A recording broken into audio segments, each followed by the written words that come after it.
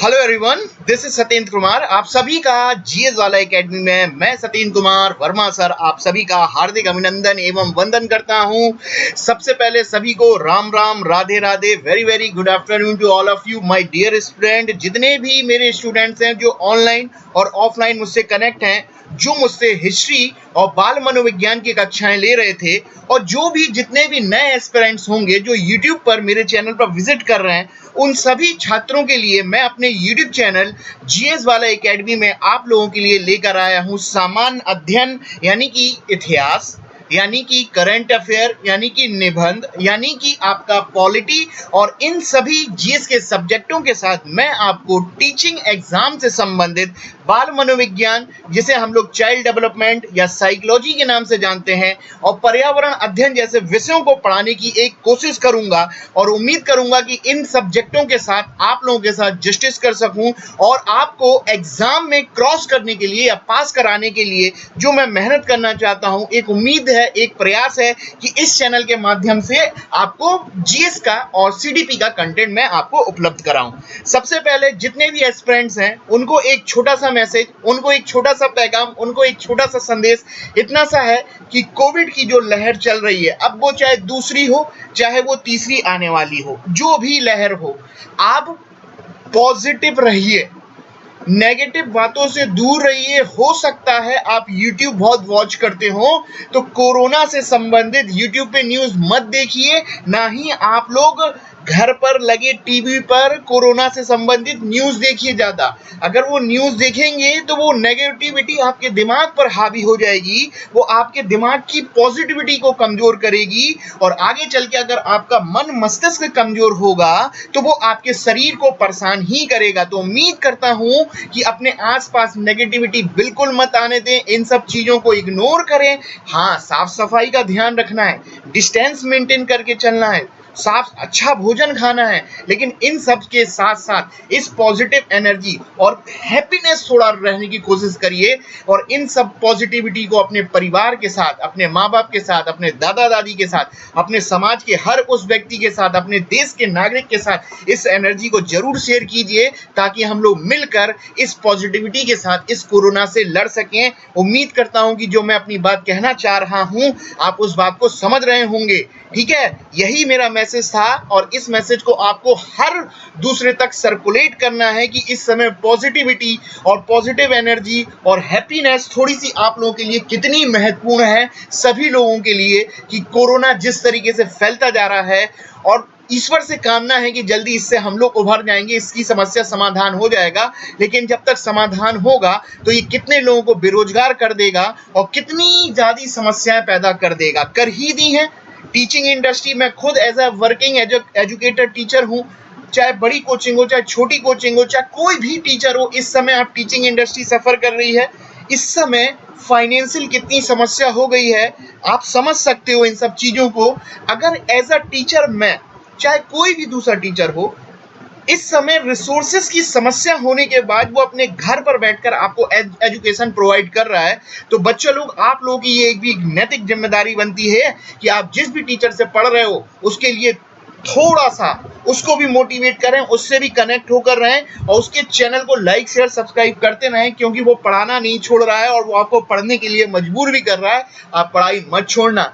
सरकार कोई भी हो, कोई भी सरकार हो, वो आपको एज का रिलैक्स नहीं देगी, ध्यान रखना। नहीं तो बहुत से मठाधीश, बहुत सारे स्टूडेंट ये सोच रहे होंगे कि हम लोग रेस्ट करते हैं, हम लोग को एज रिलैक्सेशन मिल जाएगा। अरे भाई, ये सब कुछ नहीं होगा। ये अपने जो काम है, अपनी पढ़ाई से कॉम्प्रोमाइज मत करो। ठीक है, यही मेरा मैसेज था। तो आइए, आज की कक्षा को हम लोग बाल मनोविज्ञान पर आधारित रख रहे हैं, और उम्मीद करता हूँ जितने भी टीचिंग एग्जाम हैं, चाहे वो सी टेट हो, चाहे यूपी टेट हो, चाहे एमपी टेट हो, चाहे बिहार टेट हो, चाहे वो रीट हो, चाहे सुपर टेट हो, सभी एग्जाम के लिए बाल मनोविज्ञान, जिसे चाइल्ड डेवलपमेंट के नाम से जानते हैं, उससे संबंधित एक मनोवैज्ञानिक की विचारधारा को जानने की कोशिश करेंगे। और उस मनोवैज्ञानिक का नाम है, आपके सामने लिखा हुआ है, लेव वाइगोत्स्की। तो आइए स्टूडेंट्स, हम लोग अपने लेक्चर को स्टार्ट करते हैं, और हम लोग पढ़ेंगे आज हम लोग लेव वाइगोत्स्की के बारे में। तो लेव वाइगोत्स्की ने चाइल्ड डेवलपमेंट में, साइकोलॉजी में एक सिद्धांत दिया था। उस सिद्धांत का नाम है social interaction cognitive development theory. एक एक शब्दों को आप बहुत ध्यान से समझिएगा। फिलोसोफर का नाम है, मनोवैज्ञानिक का नाम है लेव वाइगोस्की, जो रूस के हैं, रसिया के हैं, और उन्होंने अपना सिद्धांत दिया है social interaction cognitive development theory, जहां पर सोशल का अर्थ होता है सामाजिक और इंटरेक्शन का अर्थ होता है, इंटरेक्शन यानी दो लोगों का मिलना, यानी कि इंटरेक्शन यानी कि अंतःक्रिया, जुड़ाव किसी दूसरे से, दूसरे के माध्यम से सीखना, इंटरेक्शन अंतःक्रिया। और कॉग्निटिव यानी कि आपका दिमाग, आपकी मेंटल, आपकी जितनी भी लॉजिकल थिंकिंग होती है उसको कॉग्निटिव, और हिंदी में बोलते हैं संज्ञान। और डेवलपमेंट का अर्थ होता है विकास, और थ्योरी आप जानते हो सिद्धांत। यानी कि अगर इसको मिला के पढ़ोगे तो सिद्धांत का नाम हो जाएगा सामाजिक अंतःक्रिया संज्ञान विकास का सिद्धांत, या सिंपल बोले सामाजिक अंतःक्रिया विकास का सिद्धांत, सोशल इंटरेक्शन डेवलपमेंट थ्योरी। किसने दी? लेव वाइगोस्की ने। देखिएगा, सबसे पहले ध्यान रखना, यहां पर एक वर्ड लिखा हुआ है कॉग्निटिव। जीन पियाजे का सिद्धांत पढ़े थे, वो भी कॉग्निटिव पे था, वो भी लॉजिकल था उनका सिद्धांत, लेकिन उनके लॉजिकल सिद्धांत में, उनके संज्ञानवादी सिद्धांत में और लेव वाइगोस्की के सिद्धांत में अंतर इधर पर यह हो जाएगा कि वाइगोस्की बोल रहे हैं कि बच्चा सीखेगा, नॉलेज क्रिएट करेगा, अपने संज्ञान का, अपनी लॉजिक पावर का डेवलपमेंट करेगा, नॉलेज क्रिएट करेगा, लेकिन वो नॉलेज क्रिएट जो कर रहा है वो अपने समाज में, अपने आसपास और आसपास में उपस्थित लोगों से मिलकर, उनके पास जाकर इंटरेक्शन के माध्यम से अपने ज्ञान या कॉग्निटिव थिंकिंग डेवलपमेंट का निर्माण करेगा, लेव वाइगोस्की के अनुसार। जबकि पियाजे बोलते थे बच्चा अपने ज्ञान का या संज्ञान का निर्माण स्वयं करेगा, उसको खुला छोड़ दो, वो जोड़ तोड़ के अपनी नॉलेज थिंकिंग का निर्माण कर देगा।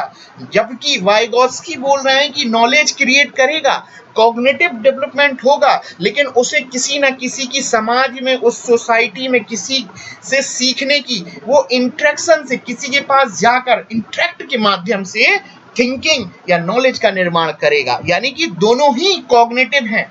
पियाजे भी कॉग्निटिव संज्ञानवादी थे, लेव वाइगोस्की भी संज्ञानवादी थे, लेकिन मूलभूत छोटे छोटे से अंतर होते हैं। तो आइए अब हम लोग लेव वाइगोस्की की जो सिद्धांत है सामाजिक अंतःक्रिया विकास का सिद्धांत, उसको समझने का प्रयास करते हैं। सबसे पहले तो हम लोग, लेव वाइगोस्की साहब आपके सामने बने हुए हैं, पूरा नाम आपके सामने लिखा हुआ है, तो देखिएगा वाइगोस्की साहब, ध्यान रखिएगा, इनका जन्म 1896 में ही हुआ, और इसी समय ध्यान रखिएगा जीन पियाजे का भी जन्म हुआ था 1896 में। लिखा हुआ है ही was born in 1896 same year as पियाजे, और इनका जन्म आपका रूस में हुआ है, ध्यान रखिएगा। और एक इंपॉर्टेंट बात कि इन 1913 में entered Moscow university through lottery, यानी कि 1913 में लेव वाइगोस्की साहब ने मॉस्को यूनिवर्सिटी में प्रवेश लिया, एक लॉटरी सिस्टम के तहत। देखो, एक कुछ नई नई बातें जानने को मिलती हैं। और लिखा हुआ है दिसंबर 1917 में ये ग्रेजुएट हुए मॉस्को यूनिवर्सिटी से लॉ डिग्री के माध्यम से, और लॉ की डिग्री है, और क्या काम किया? साइकोलॉजी पर काम किया है, देख रहे हो। और इनको मोजार्ट ऑफ साइकोलॉजी के नाम से भी जाना जाता है।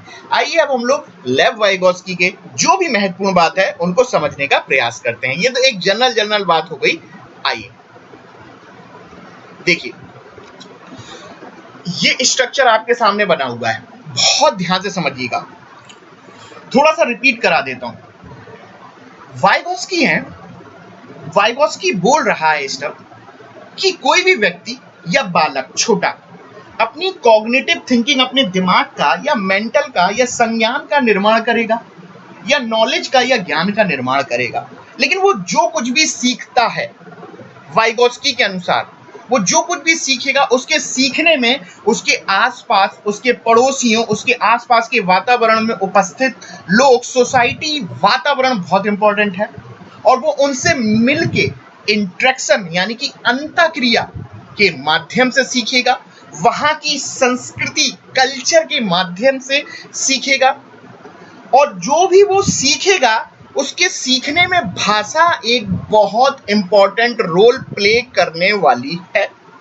कौन बोल रहा है? आपका लेव वाइगोस्की। बहुत ध्यान से समझिएगा, अगर मैं बच्चा लोग आपसे बोलूं कि मुझे कोई रसियन लैंग्वेज में लेव वाइगोत्स्की का प्रिंसिपल समझाए तो मैं समझ पाऊंगा क्या? नहीं। ये मुझे पता है कि वाइगोत्स्की रसिया के हैं, रूस के हैं, लेकिन जो मैं इंडियन हूं, क्या मैं इंडियन लेव वाइगोत्स्की का प्रिंसिपल रूस की लैंग्वेज में सीख सकता हूं? नहीं। यानी कहीं ना कहीं मैं सीखूंगा तो अपनी इंडियन लैंग्वेज से सीखूंगा। यानी कि कुछ भी चीज सीखने में भाषा एक इंपॉर्टेंट रोल प्ले करने वाली है अकॉर्डिंग टू लेव वाइगोत्स्की। ठीक है, यानी कि मैं कुछ जो कॉग्निटिव या नॉलेज क्रिएट करूंगा अपनी, उसमें भाषा एक इंपॉर्टेंट रोल प्ले करेगी। किसके अनुसार? लेव वाइगोत्स्की के अनुसार। और मैं जो कुछ भी सीखूंगा उस समाज में रहने वाले अपने दोस्त, अपना परिवार, अपना राम, अपना श्याम, अपना घनश्याम, अपने टीचर, अपना आसपास का खान पीन, अपना रहन सहन, अपनी संस्कृति, जो कुछ भी सीखूंगा अपने इंटरेक्शन के माध्यम से लोगों से मिलकर सीखूंगा। और जो कुछ भी सीखूंगा उसमें भाषा इंपॉर्टेंट रोल प्ले करेगी। अब देखिएगा यहां पर लिखा हुआ है थॉट एंड लैंग्वेज। देखो बच्चा, मैं बुंदेलखंड से हूं, और थोड़ा मैं एक एग्जाम्पल को, हम जो फिंगर्स होती है ना हमारी हाथ की, इन फिंगर्स को उंगली बोलते हैं, लेकिन बुंदेलखंड में उंगली को नुगैया बोला जाता है। क्या बोला जाता है? नुगैया। अगर मैं आपसे छोटे बच्चे के सामने, क्योंकि छोटा बच्चा तो बहुत जल्दी कैच करता है, उसके सामने बोलूं उंगली को, फिंगर भी नहीं बोल रहा हूं इंग्लिश में ना हिंदी में, उंगली बोल रहा हूं, मैं बोल रहा हूं नुगैया नुगैया नुगैया नुगैया नुगैया। अब भाई एंड में बच्चा भी क्या बोल देगा? नुगैया ही बोलेगा, उंगली नहीं बोलेगा। ये एक जनरल मैंने आपको बताई कि यानी कि भाषा एक इंपॉर्टेंट रोल प्ले करने वाली है। ठीक है, इतनी बात हो गई। और आसपास का सोशल इंटरेक्शन, तो वही चीज लेव वाइगोत्स्की बता रहे हैं कि social, historical, cultural, interaction, language, इन सब से मिलकर हमारा नॉलेज क्रिएट होता है। अब यहाँ पर जेडपीडी और स्कैफोल्ड जैसे आपको शब्द देखने को मिल रहे हैं। इन शब्दों को मैं आपको थोड़ी देर में समझाता हूं कि ये जेडपीडी क्या होती है और स्कैफोल्ड क्या होता है। ठीक है, ध्यान रखना। तो एक जनरल एक डायग्राम बताया गया है कि हम किस तरीके से सीखते हैं, ठीक है, और अपनी नॉलेज को क्रिएट करते हैं। आइए अब हम लोग लेक्चर को थोड़ा सा आगे ले आने का काम करते हैं। ये जो आप सामने देख रहे हो बहुत बहुत इंपॉर्टेंट है, समझिएगा। इसको समझने से पहले थोड़ा सा पीछे भी जाते हैं। अभी थोड़ी देर पहले मैंने बोला था कि मैं सीख रहा हूं। मेरे सीखने में मेरे चाचा जी ने, जो मेरे मोहल्ले में रहते हैं, उनसे इंटरेक्ट करके मैं सीखा और भाषा ने एक इंपॉर्टेंट रोल प्ले किया। हम वही चीज सीखेंगे जो हमारे आसपास इंटरेक्शन से, वातावरण से हमारे आसपास चीजें हो रही हैं। ठीक है, ये प्रिंसिपल है आपका लेव वाइगोत्स्की का। अब जो लेव वाइगोत्स्की है, अपने प्रिंसिपल में कुछ महत्वपूर्ण शब्दों का इस्तेमाल करने वाले हैं, और वो महत्वपूर्ण शब्द हैं आपके, पहला है जेडपीडी और स्कैफोल्डिंग। बहुत ध्यान से समझना, यहीं से क्वेश्चन आता है, जेडपीडी और स्कैफोल्डिंग। सबसे पहले अगर आप ये वीडियो वॉच कर रहे हो तो ध्यान रखना कि जेडपीडी को बोलते हैं समीप निकट विकास का क्षेत्र। जेडपीडी को बोलते हैं इंग्लिश में जोन ऑफ प्रॉक्सिमल डेवलपमेंट या निकट विकास का क्षेत्र।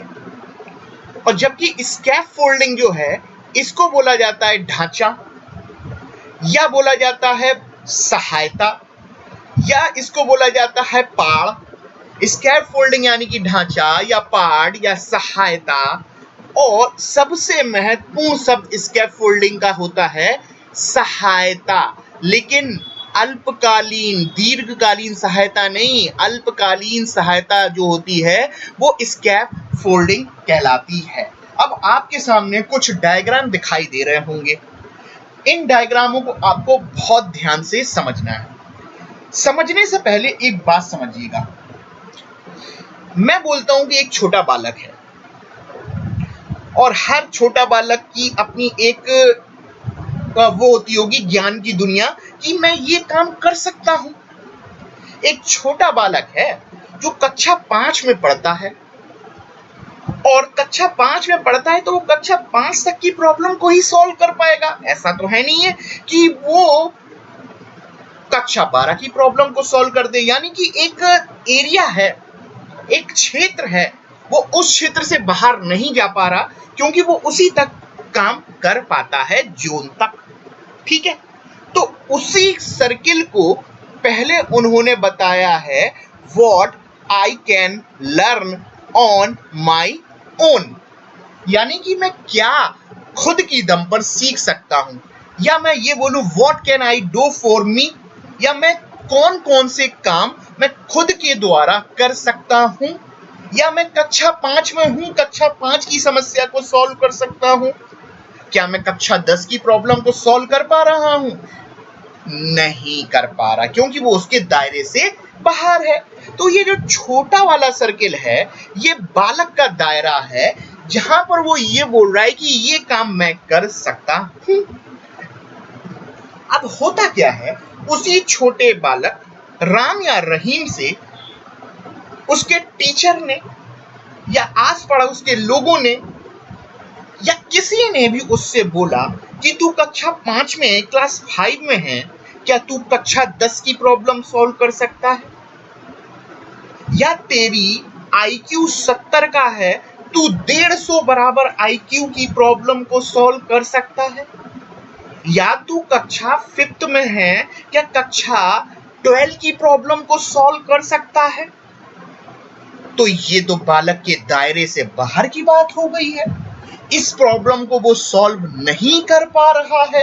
या मैं ये बोल दूं कि कोई उसके सामने ऐसा टास्क आ गया जो उसके बियॉन्ड है, वो नहीं कर पा रहा, उसको नहीं पता, तो उसके जो दायरे से बाहर वाला जो क्षेत्र होगा, जो वो काम नहीं कर पा रहा, या जो वो कक्षा 12 की या कक्षा 10 की प्रॉब्लम को सॉल्व नहीं कर पा रहा, अगर वो उस समस्या को सॉल्व करता है किसी की सहायता के माध्यम से या अपने स्कूल के शिक्षक के माध्यम से, उसके पास जाकर इंटरेक्शन करके, अंतःक्रिया करके, जरूरी नहीं है वो टीचर के पास जाए, किसी के पास भी जाए और वो कक्षा 12 की प्रॉब्लम को सॉल्व करने के लिए जो सहायता लेता है, उसके पास जाके इंटरेक्शन करके सीखता है, तो जो वो किसी दूसरे की सहायता से वो सीख रहा है, तो वो जो बड़ा क्षेत्र है वो कहलाएगा आपका जोन ऑफ प्रॉक्सिमल डेवलपमेंट या निकट विकास का क्षेत्र। यानी कि किसी प्रॉब्लम को सॉल्व करना किसी दूसरे व्यक्ति के द्वारा, तो ये बड़ा क्षेत्र है जो ये वाला, वो कहलाएगा आपका ZPD। अभी थ्योरी कंप्लीट नहीं हुई है, अब इसको बहुत बढ़िया एग्जाम्पल से समझते हैं। मान लेते हैं मैं छोटा हूं, मेरा नाम है मुकेश और मैं साइकिल चला रहा हूं। मैं साइकिल चला रहा हूं, अब मैं क्या करता हूं, साइकिल उठाई मैंने, लेकिन थोड़ी सी साइकिल चलाई, फिर मैं गिर गया। या मैं साइकिल चला रहा हूं, अच्छी नहीं चला पा रहा हूं, काम चलाऊ चला रहा हूं, यानी कि थोड़ी बहुत चला पा रहा हूं। मुझे तो इतनी ही आती ना, मेरे पास तो इतनी ही नॉलेज है, कोई बता दे तो वो बात अलग है, लेकिन मैं थोड़ी सी साइकिल चलाई, यानी कि एक थोड़ा सा साइकिल चलाने का ज्ञान मेरे पास है। तो जो आपका ये ब्लू वाला है, what can I learn on my own, यानी कि जो मुझे थोड़ा सा ज्ञान है, या व्हाट कैन आई डू, मैं क्या कर सकता हूं, वो जो थोड़ा ज्ञान जो मैं साइकिल चला रहा हूं, वो मेरा ज्ञान है आपका ये। अब होता क्या है, थोड़ी देर बाद जब मैं साइकिल चला रहा था, पीछे से मेरे पापा जी आए, पीछे से मेरी मम्मा जी आई, उन्होंने थोड़ा सा मुझे सपोर्ट सिस्टम दिया, थोड़ा सा सपोर्ट सिस्टम दिया, थोड़ा सा बोला है, अल्पकालीन बोला है, लॉन्ग टर्म नहीं, थोड़ा सा पीछे से सपोर्ट दिया। उन्होंने बताया कि ब्रेक ऐसे पकड़ो, इसको इस तरीके से ले जाना है। तो जो थोड़े समय के लिए, कम समय के लिए, शॉर्ट टर्म के लिए जो सहायता बालक को दी गई है, वो कहलाती है आपकी, जो सहायता थोड़े समय के लिए दी गई है उसको बोलते हैं स्कैफोल्डिंग, ढांचा या पाड़ या अल्पकालीन सहायता जो पीछे से आके दी गई है। ठीक है, समझ लियो ना। तो जो थोड़ी सी सहायता जो दी गई है वो है स्कैफोल्डिंग।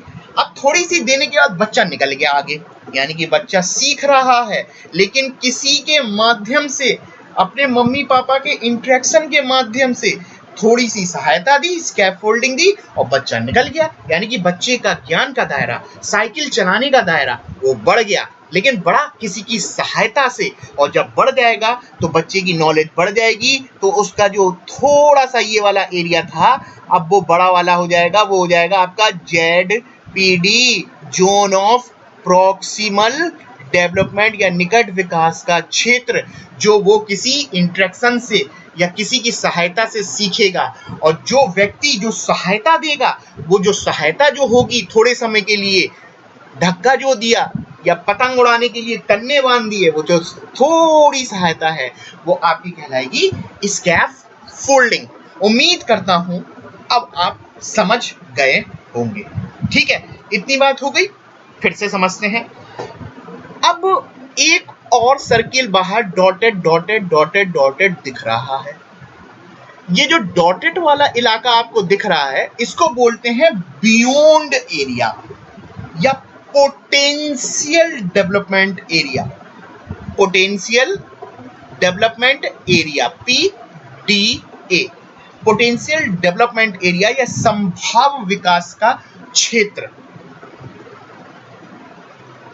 ये वो क्षेत्र है जहां पर बालक नहीं पहुंच पा रहा है, कोशिश कर रहा है वो ZPD से आगे बढ़ने की, लेकिन वो यहां पर पहुंच नहीं पा रहा है, उसके रीच से बहुत बाहर है। और इस रीच तक पहुंचने के लिए उसे बहुत ही समझदार लोगों की आवश्यकता पड़ेगी, जिनकी सहायता से वो बियॉन्ड माई रीच या पोटेंशियल डेवलपमेंट एरिया या संभाव क्षेत्र तक पहुंच सके। तो ये आपका संभाव क्षेत्र कहलाता है, क्योंकि यहां पर आपको 3 सर्किल दिख रहे हैं। इनमें से ZPD वाला बहुत इंपॉर्टेंट है। जो संभाव वाला जो अभी बताया वो एग्जाम में नहीं पूछा, तब भी आपको जनरली पता होना चाहिए। अब बच्चा लोग इसी से रिलेटेड देखो, यहां पर एक और डायग्राम बना रखा है, वही चीज लिखी हुई है। इसको मैं आपको कलर डायग्राम में है, आप ध्यान रखिएगा।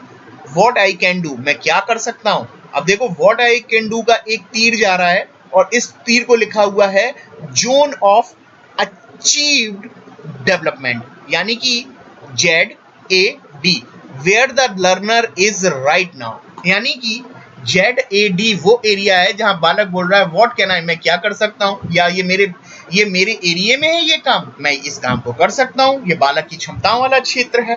और जो येलो वाला एरिया है, ये येलो वाला एरिया है ZPD अभी थोड़ा सा बोला था मैंने, जोन ऑफ प्रॉक्सिमल डेवलपमेंट या निकट विकास का क्षेत्र, जहां पर अपने वो टीचर से या किसी की सहायता से, इंटरेक्शन के माध्यम से वो अपने से बड़ी कक्षा को या बड़ी प्रॉब्लम को या बड़े टास्क को सॉल्व कर रहा है। लिखा हुआ है zone of proximal development, what need to be done to take the learner where he need to be. ठीक है, ध्यान रखिएगा ZPD। इतनी बात हो गई। और लास्ट वाला बोल रहा है व्हाट आई कैन डू। ठीक है, तो उसी से रिलेटेड आपका है ZPD भी मैंने बता दिया आपको, स्कैफोल्डिंग भी बता दिया। उम्मीद करता हूं कि जो मैं बताने की कोशिश कर रहा हूं वो एग्जाम में पूछा क्या जाएगा, किस तरीके से। वो ये बोलेगा कि छत पर चढ़ने के लिए राज के पड़ोसी ने एक सीढ़ी रख दी, और सीढ़ी उसके लिए, बालक के लिए छत पे चढ़ने के लिए सहायता का काम है।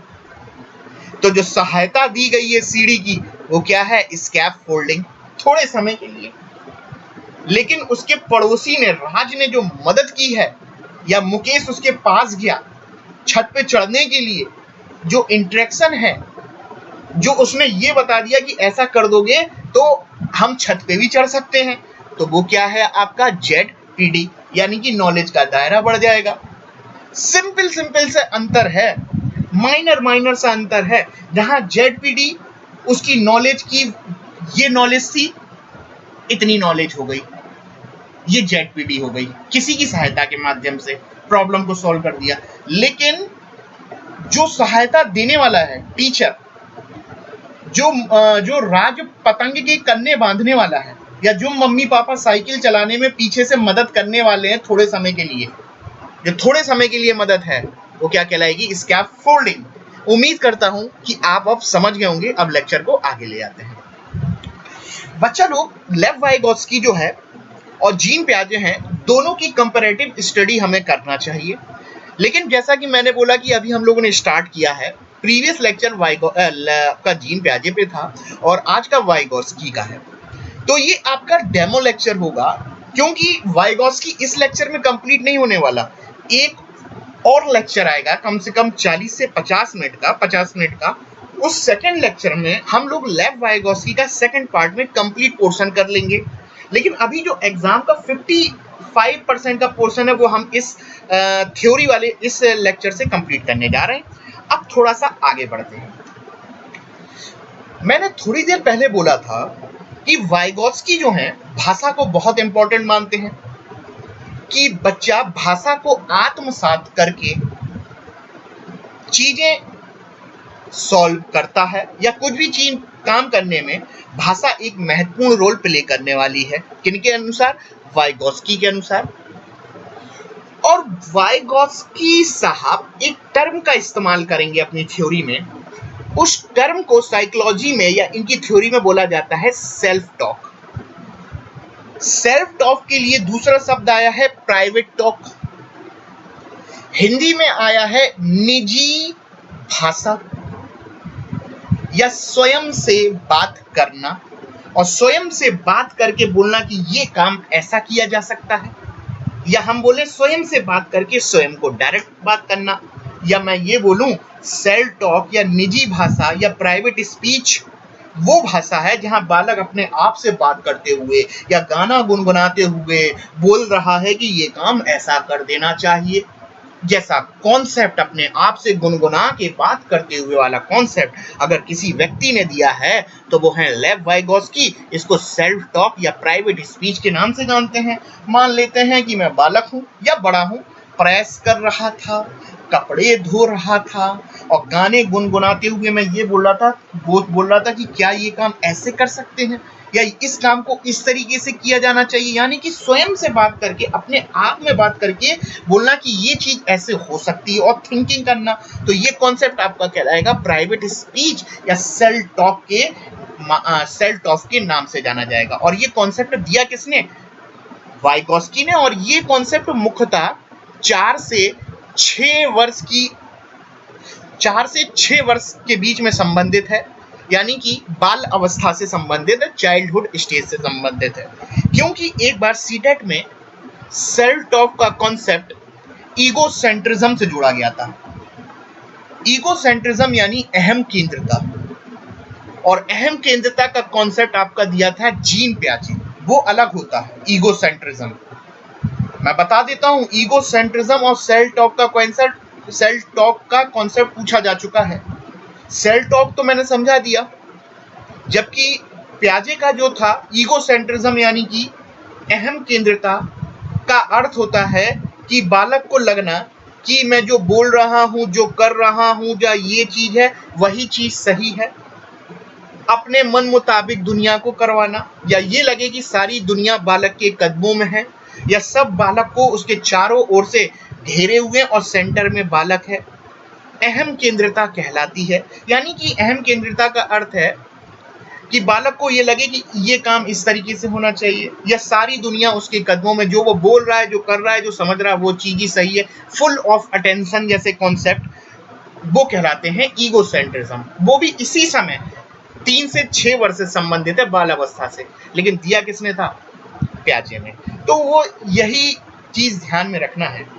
अब वही बोल रहा है लेव वाइगोत्स्की, एक तरफ है सोशल इंटरेक्शन, एक तरफ है लैंग्वेज, और दूसरी तरफ बोल रहा है कॉग्निटिव डेवलपमेंट। हमारा इसका विकास होगा, थिंकिंग निर्माण होगी, नॉलेज क्रिएट होगी। लेकिन नॉलेज क्रिएशन में 3 चीजें इंपॉर्टेंट है। एक है लैंग्वेज, दूसरा बोल रहा है इंटरेक्शन, भाई कोई तो होगा जो मेरी मदद करेगा मुझे सिखाने में, और वो जो आपकी सोशल है, सोसाइटी है, वहाँ का कल्चरल, वहाँ की संस्कृति, वहाँ का भाषा, वहाँ का रहन सहन, वहाँ का खान पीन, हम उसी चीज से प्रभावित होते हैं जो हमारे आसपास चीजें होती हैं। उसी तरीके से तो हमारा डेवलपमेंट होगा।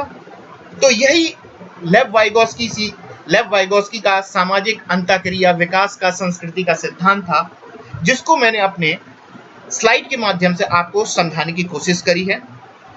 उम्मीद करता हूं कि आपने इस लेक्चर को ध्यान से सुना होगा। जल्दी ही हम लोग आपको और बेहतर प्रेजेंटेशन देने की कोशिश करेंगे, लेकिन समझ सकते हो बच्चा प्रॉब्लम चल रही है इस समय। तो इन सब चीज़ों को आप धैर्य रखिए, पेशेंस रखिए, हम भी रखे हुए हैं। अगर लेक्चर थोड़ा सा भी पसंद आ गया हो तो लाइक शेयर सब्सक्राइब में बिल्कुल कंजूसी नहीं करेंगे आप लोग, और ये आप नहीं करेंगे कंजूसी, करते रहिए शेयर, हमें भी मोटिवेशन मिलेगा। आपके सामने लिखा हुआ है जीएस वाला एकेडमी SKV, यानी कि सतीन्द्र कुमार वर्मा सर आपके सामने विराजमान है। मैं बैठा हुआ हूँ और मेरी कोशिश है कि मैं अब आपको पढ़ाऊँ तो साथ में आपके साथ बातें भी करूँ। ठीक है, बातें करूंगा तो आपको ये लगेगा कि मैं आपके सामने ही हूँ, लाइव कनेक्ट हूँ। तो उम्मीद तो यही है कि मैं कोशिश ये करूंगा ताकि मैं आपको भी समझ सकूं, लेकिन उसके लिए आपको भी चैनल को थोड़ा सा like comment share subscribe motivate करना होगा, क्यों ये हमारे लिए मोटिवेशन की दवा है स्टूडेंट्स। और इस समय मैं नहीं, हर एक टीचर को जो आपको आपके लक्ष्य तक पहुंचाता है, वो सभी के लिए मैं ये बात बोलना चाहूंगा, सभी के लिए आप समझिए, आप उनके स्टूडेंट हैं। तो इन सब आप उनके स्टूडेंट हैं, तो उन्होंने जो मेहनत घर बैठ के कर रहे हैं टीचर्स, तो उनकी महत्व, उनकी वैल्यू को समझिए। अपनी स्टडी वेस्ट नहीं जाने दें, अपना समय ना वेस्ट जाने दें, एज नहीं बढ़ने वाली है। तो मैं Satyendra Kumar history, current affair, polity, पर्यावरण, बाल मनोविज्ञान, निबंध जैसे सब्जेक्टों को आपके साथ आपको पढ़ाने की कोशिश करूंगा। मैं पिछले 5 वर्ष से अधिक समय से टीचिंग से जुड़ा हुआ हूँ। बहुत सारे कुछ संस्थानों में मैं पढ़ा चुका हूँ, और एक प्रयास हमेशा से रहा है कि ईमानदारी से थोड़ा बहुत काम किया जा सके। लेकिन अब इस चैनल को आगे ले जाने की जिम्मेदारी स्टूडेंट्स आपकी भी है। तो लाइक शेयर सब्सक्राइब करते रहिए। उम्मीद करता हूँ कि आप करेंगे, ताकि मैं इसका सेकंड पार्ट आपके सामने लेकर आऊँ। और जल्दी हम लोग जीएस हिस्ट्री पर जो MCQ सीरीज बना रखे हैं उनको देखते रहिए। आपका एंशिएंट हिस्ट्री क्वेश्चंस के माध्यम से हर एक एग्जाम के लिए कंप्लीट तैयार हो जाएगा। जल्दी मिलते हैं। धन्यवाद। Thank you. Okay, bye bye.